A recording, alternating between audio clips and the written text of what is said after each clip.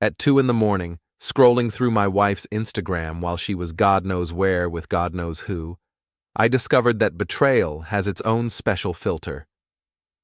Talia had posted another beach photo, her third this week, lounging in a bikini I'd never seen, next to a man whose arm draped across her shoulders like he owned the real estate. The caption read, "Living my truth, our authentic, our blessed, our new chapter." Before we dive deeper into this story, I have one small request. Please subscribe, drop a like, comment, and hit that hype button to boost this channel so more people can discover these incredible Reddit stories. I'm Ronan Mercer, 39 years old, and until this week I thought I was married to Talia Vey, lifestyle consultant and aspiring influencer. Turns out I was just married to her forwarding address. The man in the photos was Evan Reddick, a real estate developer with the kind of gym-sculpted physique that screamed, "I have a personal trainer and daddy issues." Talia hadn't even tried to hide him. For months, he'd been showing up at our house, at her yoga studio, at the bistro where she held her empowerment sessions. When I'd asked about him, she'd shrugged and said, "He's just a friend, Ronan. Don't be so paranoid." Paranoid. Right. My phone buzzed with a text from her. "If you don't like it, divorce me." I stared at the message for a full minute, then typed back, "Did you at least bring sunscreen for your conscience?" No response. There never was anymore. I padded to the kitchen and made coffee, even though sleep was already a lost cause. Through the window I could see Mrs. Elkins across the street, watering her roses at an ungodly hour. The woman was 73 and had insomnia that rivaled mine, but unlike me, she used her sleepless nights productively, gathering intelligence on the entire neighborhood. She waved when she spotted me in the window. I waved back, wondering if she'd seen Talia leave 3 days ago with an overnight bag and that smug smile she'd been wearing like expensive perfume. Back in my home office, I fired up my laptop to distract myself with work emails. That's when I found it. Talia's browser, still logged in, displaying a confirmation page for a luxury resort booking. 2 guests, Ocean View Suite, charged to our joint account. The dates matched her business trip perfectly. I sat back in my chair and laughed. Actually laughed. She'd used our money to fund her affair and hadn't even bothered to clear her browser history. It was almost insulting how little effort she'd put into the deception. But then again, why should she? I'd been the perfect doormat husband, working 60-hour weeks to fund her lifestyle consulting business that consulted exactly nobody, paying for her yoga retreats and organic juice cleanses and whatever other self-actualization nonsense she'd discovered that month. I'd been so busy being understanding and supportive that I'd forgotten to notice when she stopped pretending to love me. I opened a new browser window and started researching divorce attorneys. By dawn, I had a plan. Talia came home on Sunday evening with a glow that had nothing to do with vacation sun and everything to do with the satisfaction of a woman who thought she'd gotten away with murder. She breezed through the front door like she'd been gone for groceries instead of a week-long romantic getaway, her designer luggage rolling behind her with the kind of confident click that said, "I own this place and everything in it." "Hey, babe," she called, not even looking in my direction as she headed for the kitchen. "Did you miss me?" I was sitting at the dining room table, divorce papers spread out like a legal buffet, her suitcases, the ones I'd packed while she was gone, lined up by the front door like soldiers awaiting orders. "Welcome home," I said. "How was your business trip?" She froze, finally noticing the papers, the bags, the complete absence of the welcome home enthusiasm she'd apparently expected. "What's this?" She gestured at the documents with the kind of dismissive wave usually reserved for annoying insects. "Your exit strategy," I replied, standing up. "You said if I didn't like it, I should divorce you. Congratulations, Talia. You're getting exactly what you asked for." The color drained from her face so fast I thought she might faint. For the first time in months, she was looking directly at me, really seeing me, and what she saw clearly wasn't what she'd expected. "Ronan, you can't be serious." I was just what? Just posting couple photos with Evan Reddick? Just charging romantic getaways to our joint account? Just texting me that I should divorce you if I didn't like watching my wife parade her affair all over social media? Her mouth opened and closed like a fish pulled from water. You're being dramatic. Evan and I are just friends. Friends who share hotel rooms and anniversary dinners? I picked up my phone and showed her the screenshots I'd taken of her Instagram posts. Friends who make out on beaches and hold hands at sunset? What kind of friendship manual are you reading, Talia? She tried a different approach, her voice dropping to that manipulative whisper she used when she wanted something expensive. Baby, you're misunderstanding the situation. Yes, Evan and I have gotten close, but it's not what you think.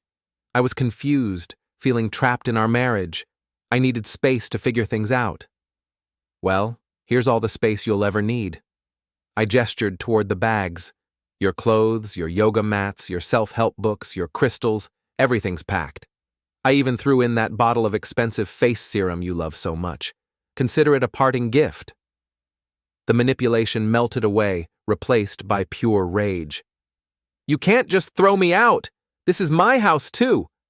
Actually, it's my house, my name on the mortgage, my money for the down payment. You might want to check the property records before you start making demands. She lunged for the divorce papers, scanning them with growing panic.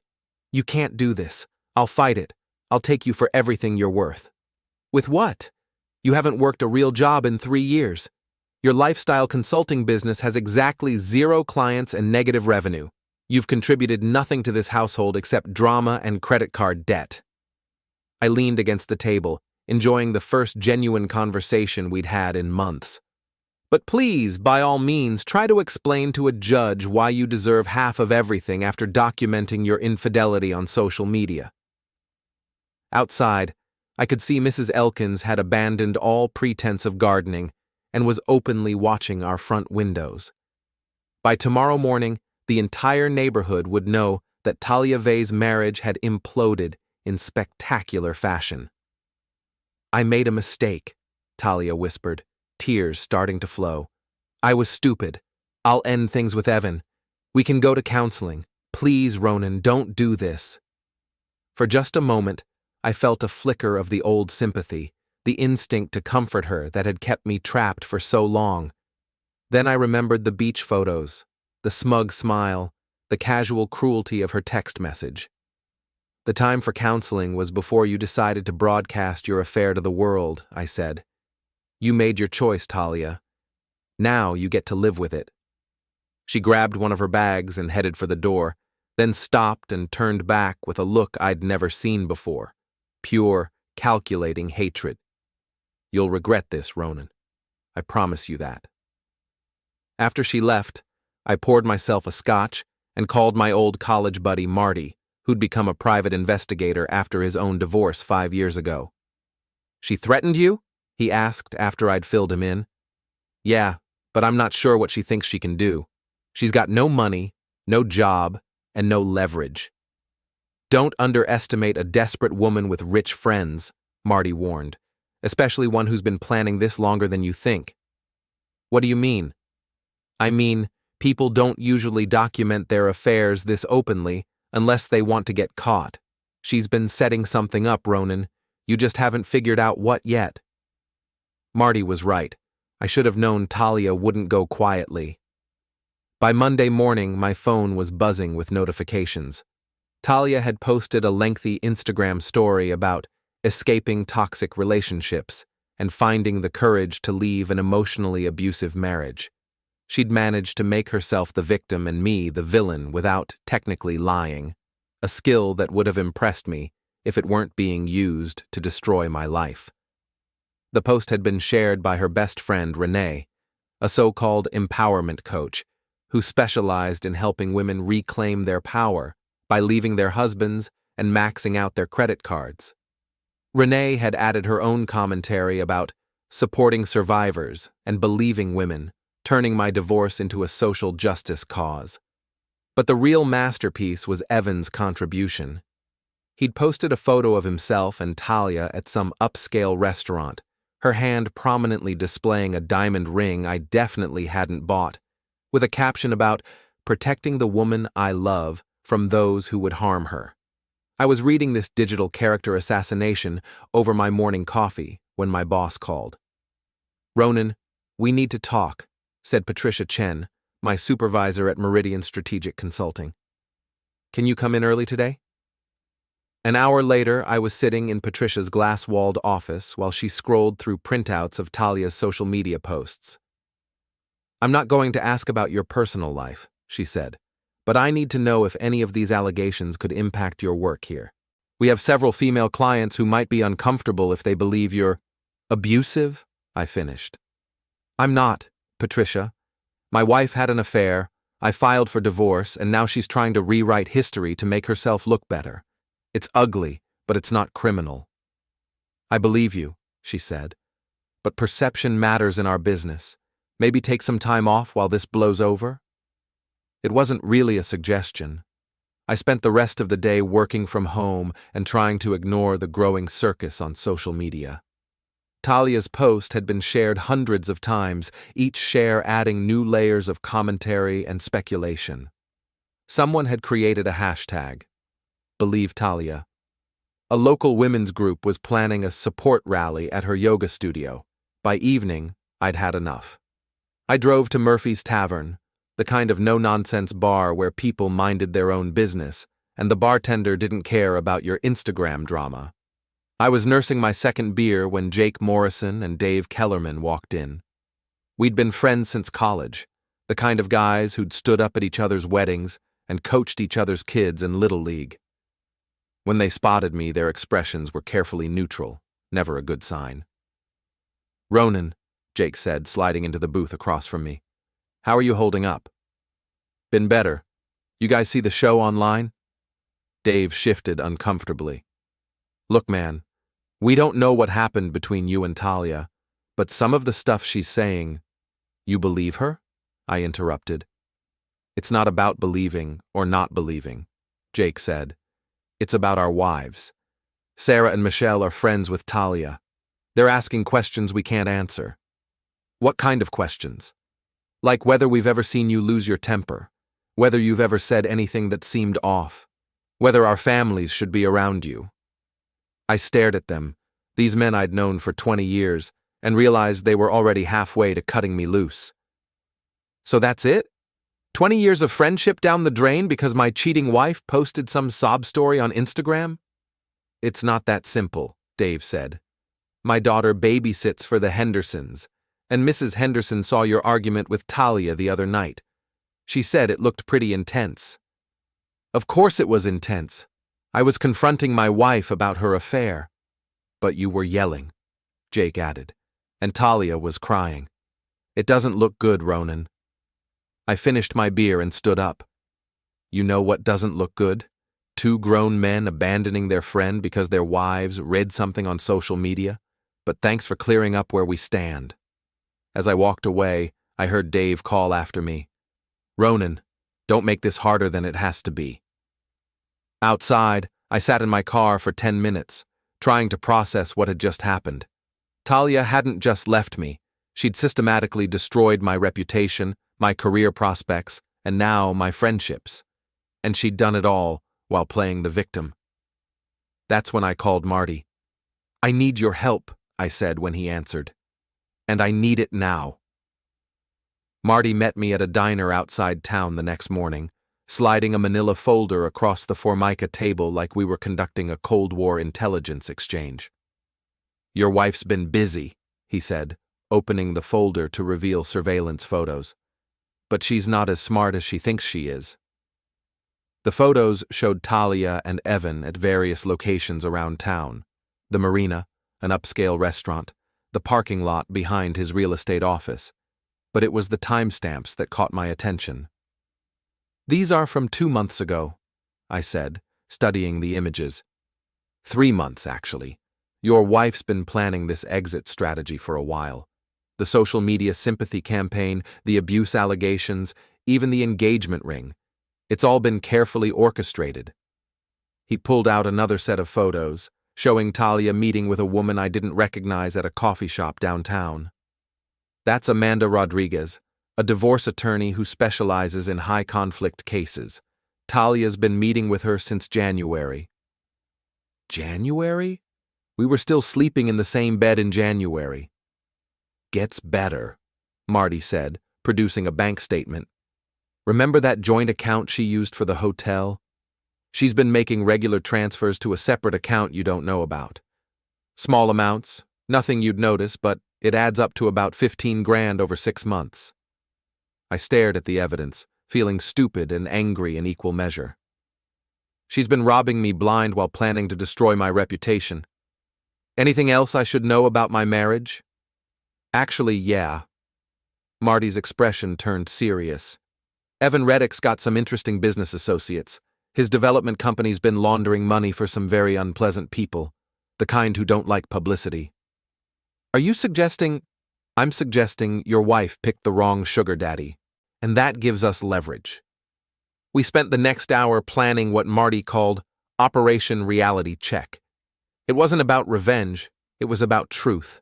Talia had declared war on my reputation using lies and manipulation. It was time to fight back with facts. The first phase was simple: documentation. Marty had already compiled evidence of Talia's financial theft and her pre-planned affair. Now we needed to catch her in the act of her current deception. That evening, I drove to the marina where Talia and Evan had been meeting. Sure enough, they were there, sitting on the deck of what I assumed was his boat, champagne glasses in hand, laughing about something hilarious. I parked where I could hear them and activated the recording app on my phone. Can't believe how easy this was, Talia was saying. Ronan actually thinks he's the victim here. Poor bastard, Evan replied. By the time we're done, he'll be lucky to find work as a mall security guard. The abuse angle was genius, Talia continued. Nobody questions a woman who says she's been emotionally abused, and with his friends already turning on him, he'll be completely isolated. What about the money? Already transferred, $15,000 from the joint account, plus I maxed out his credit cards before he could cancel them. Should be enough to get us started in Florida. And the house? That's where Amanda comes in. She's going to argue that I deserve half of everything because I was trapped in an abusive marriage and couldn't work. The fact that I chose not to work won't matter once the abuse narrative takes hold. I'd heard enough. I had them on record admitting to theft, fraud, and conspiracy to commit perjury. But I wanted more. The next morning, I called Talia's boss at the lifestyle consulting firm where she claimed to work. Talia Vey, said the woman on the phone. I'm sorry, but we don't have anyone by that name working here. Are you sure? She's been telling people she works as a lifestyle consultant for your company. Well, she attended one of our seminars about 6 months ago, but she's never been an employee. Is she using our company name inappropriately? I thanked her and hung up, adding employment fraud to Talia's growing list of crimes. But the real breakthrough came when Marty called that afternoon. You're going to love this, he said. I did some digging into Evan's finances. Turns out his engagement ring purchase was funded by a loan from some very interesting people, the kind who break legs when payments are late. How late is he?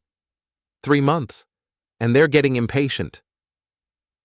That evening, I made an anonymous call to the FBI's Financial Crimes Unit, providing them with everything Marty had discovered about Evan's money laundering operation. Then I sent copies of Talia's recorded confession to her lawyer, along with a note suggesting she might want to reconsider her legal strategy. But I wasn't done yet, not by a long shot. The confrontation happened at Talia's Empowerment Through Authenticity workshop, held at the yoga studio where she'd been playing victim for the past week. I arrived just as she was finishing her presentation about breaking free from toxic relationships, her audience of 20-something women hanging on every word. And remember, she was saying, you don't owe anyone an explanation for choosing your own happiness. If people can't support your journey, they don't deserve a place in your life. I waited until she opened the floor for questions, then stood up in the back of the room. I have a question, I said, my voice carrying clearly through the studio. How do you reconcile choosing your own happiness with theft, fraud, and perjury? The room went silent. Talia's face went through several color changes before settling on a sickly gray. Ronan, what are you doing here? Learning about authenticity, I replied, walking toward the front of the room. It's fascinating how you've managed to turn embezzling $15,000 and planning a fraudulent divorce into a story about female empowerment. The audience was looking back and forth between us like they were watching a tennis match. Several women had their phones out, recording.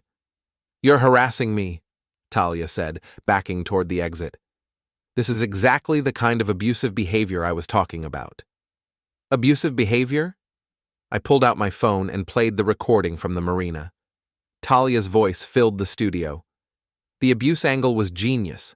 Nobody questions a woman who says she's been emotionally abused. The reaction was immediate. Several women gasped, others started whispering, and one actually booed. Talia's carefully constructed victim narrative crumbled in real time. That's taken out of context, she stammered. Really? What's the context for this? I played another clip. I maxed out his credit cards before he could cancel them. Renee, who'd been sitting in the front row, stood up and pointed an accusing finger at me. You're illegally recording private conversations. This is entrapment. Actually, it's evidence of felony theft and conspiracy to commit fraud, I replied. But thanks for your legal analysis, Renee. I'm sure the FBI will find it helpful when they interview you about your role in this scheme. That got Renee's attention. My role? I don't have any role in anything. You shared Talia's false abuse allegations on social media, helped spread the narrative that I was dangerous, and provided emotional support for what you now know was a criminal conspiracy. That makes you an accessory. Renee turned to Talia with panic in her eyes. You said he really was abusive. You said you had bruises. I never said I had bruises, Talia snapped, then caught herself. I mean, the abuse was emotional, not physical. Except there was no abuse at all, I said, addressing the room. There was an affair, there was theft, and there was a coordinated campaign to destroy my reputation so she could steal half my assets in a fraudulent divorce. Everything else was performance art. The studio owner, a middle-aged woman named Sandra, stepped forward. I think this workshop is over. Everyone needs to leave. Now. As the audience filed out, several women shot disgusted looks at Talia. One young woman stopped and said, I can't believe I looked up to you. You're everything that's wrong with our generation. After everyone left, Sandra turned to Talia. Don't ever come back here. And if you use my studio's name in any of your social media posts, I'll sue you for defamation. Talia gathered her things and headed for the door, but I wasn't finished. By the way, I called after her, your lawyer received some interesting documents today. You might want to give her a call. That evening, Amanda Rodriguez called me directly. Mr. Mercer, I'm withdrawing as Mrs. Vey's counsel, effective immediately. I don't represent clients who lie to me about material facts. What material facts? All of them, apparently. The abuse allegations, the employment status, the financial contributions to the marriage, none of it was true. She's lucky I'm not reporting her to the state bar for fraud. But the best call came from Patricia at work.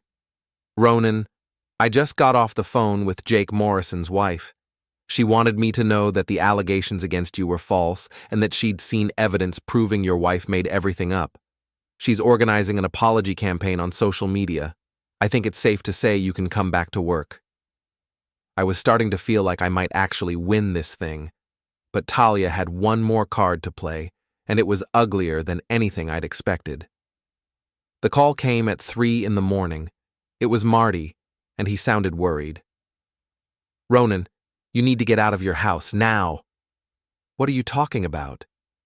Evan's business associates found out about the FBI investigation. They think he's going to flip on them, so they're cleaning house. That includes anyone who might have evidence against him. I'm not involved in his money laundering. You're involved now. You're the one who exposed him. These people don't make fine distinctions between threats and inconveniences. I was throwing clothes into a bag when I heard car doors slamming outside.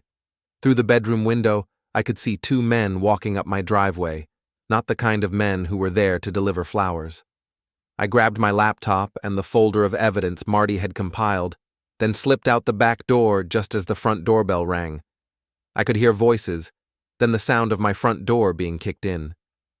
20 minutes later, I was at Marty's apartment, watching news footage of my house being burglarized by unknown assailants. "They're looking for evidence," Marty explained. "Anything that connects Evan to his business partners. The good news is, all the important stuff is in my safe. The bad news is, they're not going to stop looking." "What about Talia? Is she in danger?" "Talia's in the wind, packed up and left town this morning, according to my sources. But Evan's still here, and he's getting desperate." That's when I made the decision that would end this nightmare once and for all. "Set up a meeting," I told Marty. "Are you insane? These people tried to break into your house." "Not with them, with Evan. Tell him I want to make a deal. All the evidence in exchange for a clean slate." "He'll never go for it." "He will if he thinks it's his only option." The meeting was set for midnight at the abandoned mall on the outskirts of town. Marty insisted on coming as backup, positioning himself where he could see everything but intervene if things went wrong. Evan arrived exactly on time, driving a rental car and looking like a man who hadn't slept in days. He was alone, which surprised me. "You look terrible," I said as he approached. "Cut the crap, Ronan. You've got something I need, and I've got something you want. Let's make this quick." "What is it you think I want?" "Your life back. Your reputation. Your job. Your friends. I can make all of that happen. Talia will recant her allegations, admit she made everything up. You'll be completely vindicated." "And in exchange?" "Everything you gave the FBI disappears. All the financial records, the surveillance photos, the recordings. Everything." I pretended to consider this. "How do I know you can deliver? Talia's already skipped town. She's in Miami, staying at my condo. One phone call from me and she'll post a full confession on social media, admitting she lied about everything." "Why would she do that?" Evan smiled, and for the first time I understood why Talia had been attracted to him. It wasn't just the money or the muscles. It was the casual cruelty, the sense that he enjoyed having power over people. "Because if she doesn't, my business associates will pay her a visit, and they're much less patient than I am." That's when I knew I had him. "There's just one problem with your offer, Evan." "What's that?" "I already gave the FBI everything I had. The evidence is out of my hands." His face went white. "You're lying." "Am I? Check your phone. I think you'll find some interesting news about federal indictments." He pulled out his phone and started scrolling frantically. I could see the exact moment he found the news article about his arrest warrant. "You snake," he whispered. "The way I see it, you've got 2 choices," I said.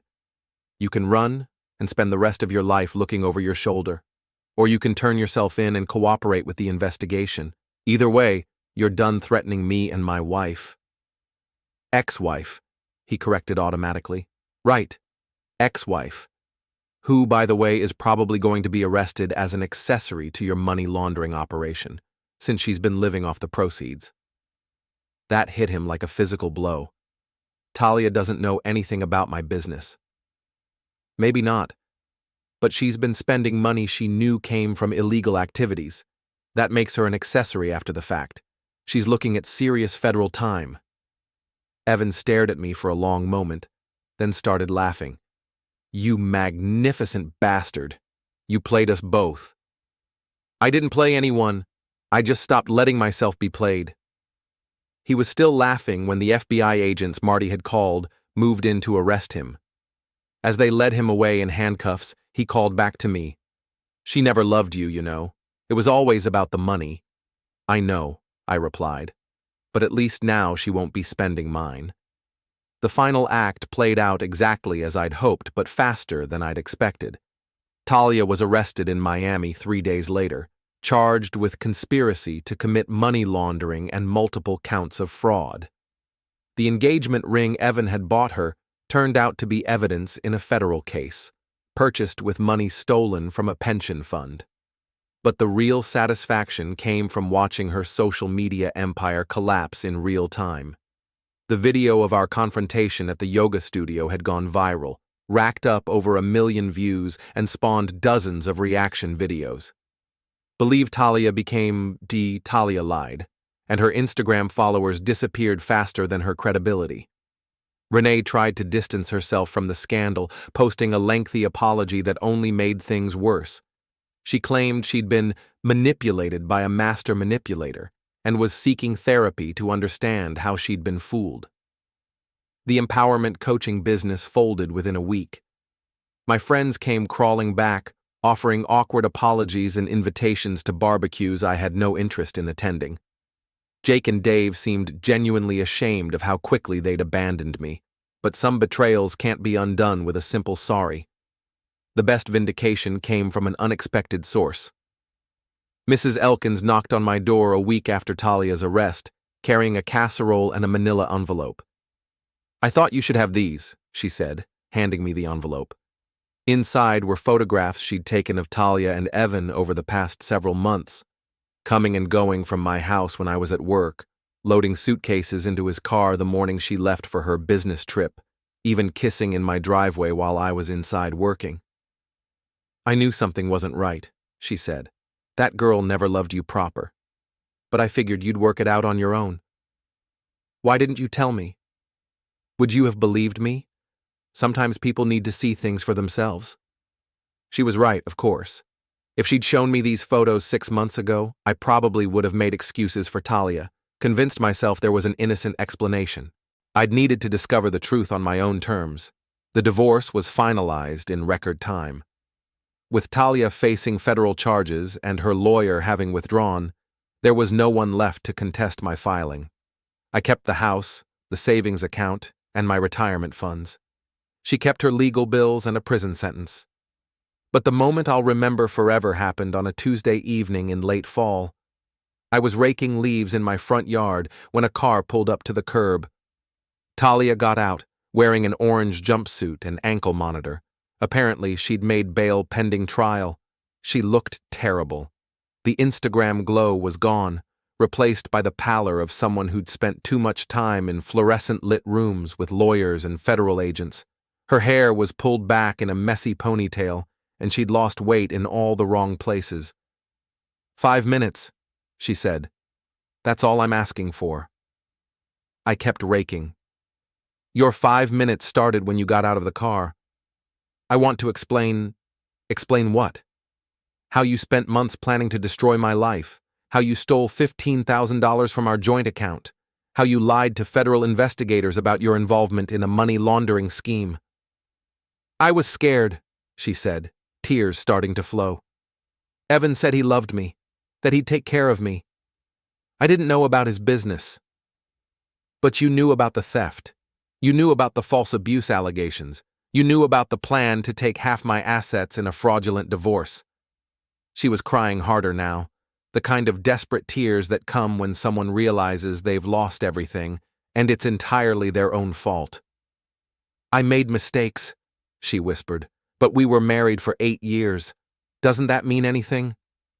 I stopped raking and looked at her, really looked at her, for the first time in months. This broken, desperate woman was what remained of the person I'd once loved enough to marry.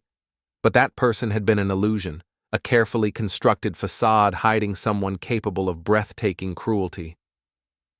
"You're right," I said finally. 8 years should mean something. It should mean enough that you wouldn't steal from me. It should mean enough that you wouldn't try to destroy my reputation. It should mean enough that you wouldn't document your affair on social media while planning to take me for everything I'm worth. I know I hurt you. You didn't hurt me, Talia. You tried to destroy me. There's a difference." She stood there for another minute, crying and waiting for forgiveness that wasn't coming. Finally, she wiped her eyes and walked back to her car. "I hope someday you can forgive me," she called as she got behind the wheel. I already have, I replied. But forgiveness doesn't mean forgetting. And it sure as hell doesn't mean taking you back. As she drove away, Mrs. Elkins appeared at her fence, having watched the entire exchange. "How do you feel?" she asked. I thought about it for a moment, testing my emotions like someone checking a healing wound. "Free," I said finally. "For the first time in years, I feel completely free." And I was. Free from the lies, free from the manipulation, free from the exhausting effort of trying to save a marriage to someone who'd never valued it in the first place. That night, I deleted every photo of Talia from my phone, packed away our wedding album, and opened a bottle of wine I'd been saving for a special occasion. Turned out, the end of a nightmare was special enough.